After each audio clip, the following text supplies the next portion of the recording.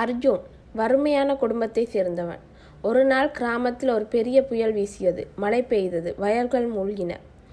அர்ஜுனின் குடும்பம் இன்னும் கடினமான நிலைக்கு தள்ளப்பட்டது. அந்த இரவு அவன் தாய் ஒரு கனவு கண்டாள். கனவில் ஒரு முதியவர் தோன்றி, மந்திரமலையில் உள்ள புதையலை எடுத்தால் அது உன் குடும்பத்தை காப்பாற்றும் என்று கூறி மறைந்தார். அர்ஜுன் அந்த புதையலை எடுத்தானா, அவன் குடும்பம் காப்பாற்றப்பட்டதா என்பதே இந்த கதை.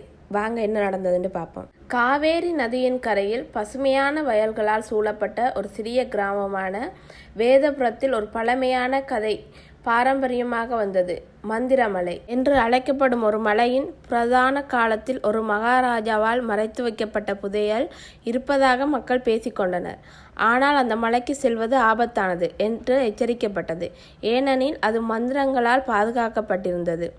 வேதபுரத்தில் வசிக்கும் கதாநாயகன் அர்ஜுன் என்ற 18 வயது இளைஞன். அவன் ஒரு ஆர்வமுள்ள தைரியமான இளைஞன்.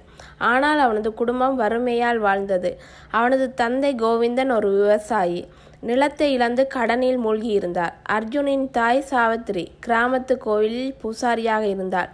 மேலும் அவள் அர்ஜுனுக்கு எப்போதும் நம்பிக்கையையும் தைரியத்தையும் ஊட்டுவாள். ஒரு நாள் கிராமத்தில் ஒரு பெரிய புயல் வீசியது. மழை பெய்தது. வயல்கள் மூழ்கின. அர்ஜுனின் குடும்பம் இன்னும் கடினமான நிலைக்கு தள்ளப்பட்டது. அந்த இரவு அவன் தாய் ஒரு கனவு கண்டாள். கனவில் ஒரு முதியவர் தோன்றி, மந்திரமலையில் உள்ள புதையல் உங்கள் குடும்பத்தை காப்பாற்றும்.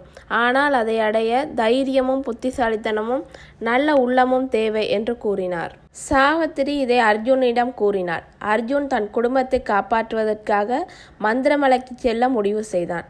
ஆனால் கிராமத்து மூதாட்டியொருவர், மலையில் மந்திரங்கள் மட்டுமல்ல, பயங்கரமான பாதுகாவலர்களும் உள்ளனர். உன்னுடன் யாராவது செல்ல வேண்டும் என்று எச்சரித்தார். அர்ஜுன் தனது நண்பர்களான மாயா மற்றும் சுதா ஆகியோரை அழைத்தான்.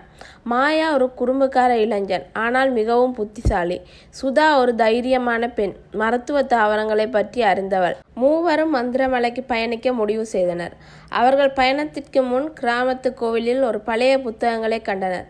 அதில் மந்திரமலையில் 3 சோதனைகள் இருப்பதாக எழுதப்பட்டிருந்தது.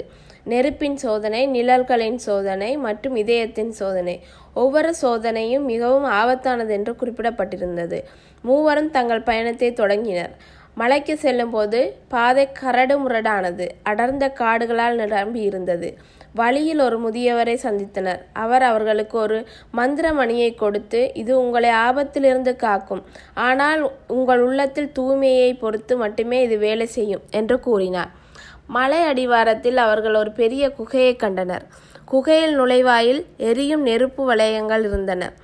இது நெருப்பின் சோதனை என்று அவர்கள் உணர்ந்தனர். நெருப்பு வளையங்களை கடந்து செல்ல அவர்கள் ஒரு புதிரை தீர்க்க வேண்டும். குகையின் சுவரில் உண்மையை பேசுபவன் நெருப்பை கடப்பான் என்று எழுதப்பட்டிருந்தது. அர்ஜுன், மாயா, சுதா ஆகியோர் ஒருவரையொருவர் பார்த்தனர். ஒவ்வொருவரும் தங்கள் மனதில் உள்ள ரகசியங்களை வெளிப்படுத்த வேண்டும் என்று முடிவு செய்தனர். அர்ஜுன் தன் தந்தையின் கடனை அடைக்க முடியாமல் தவிப்பதை வெளிப்படுத்தினான். மாயா ஒருமுறை கிராமத்தில் ஒரு சிறிய திருட்டு செய்ததை ஒப்புக்கொண்டான்.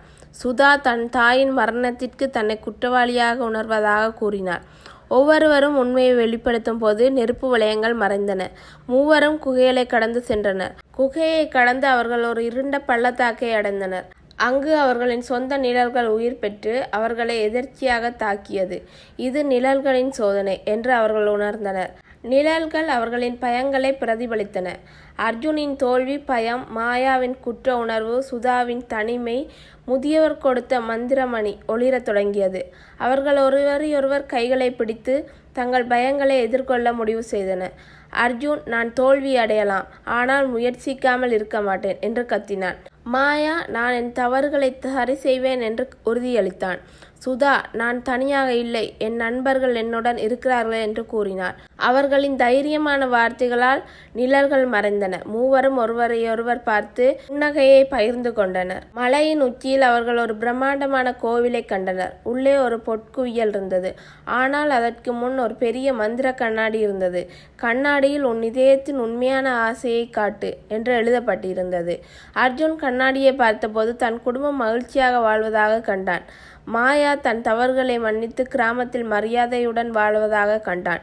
சுதா தன் தாயின் நினைவை கௌரவப்படுத்தும் வகையில் ஒரு மருத்துவ மையத்தை நடத்துவதாக கண்டாள்.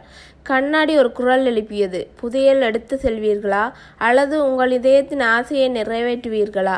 மூவரும் ஒருவரையொருவர் பார்த்தனர். அர்ஜுன் கூறினான், புதையல் எங்களுக்கு மகிழ்ச்சியை தராது. நாங்கள் எங்கள் கனவுகளை நிறைவேற்றுவோம் என்று மற்றவர்களும் ஒப்புக்கொண்டனர். மூவரும் புதையலை எடுக்காமல் கிராமத்திற்கு திரும்பினர். ஆனால் மந்திரமணி ஒரு மாய வழியில் அவர்களுக்கு உதவியது. அவர்கள் திரும்பிய போது கிராமத்தில் ஒரு பெரிய மாற்றம் ஏற்பட்டிருந்தது. அர்ஜுனின் குடும்பத்தின் கடன்கள் அடைக்கப்பட்டன. மாயா கிராமத்தில் ஒரு புதிய தொழிலை தொடங்கினான். சுதா ஒரு மருத்துவ மையத்தை உருவாக்கினார். மந்திரமலை அவர்களுக்கு புதையலை விட மதிப்புமிக்க ஒன்றை கொடுத்தது: தைரியம், நட்பு மற்றும் நம்பிக்கை. கிராம மக்கள் அவர்களை வீரர்களாக போற்றினர். மேலும் மந்திரமலை கதை புதிய தலைமுறைகளுக்கு ஒரு உத்வேகமாக மாறியது.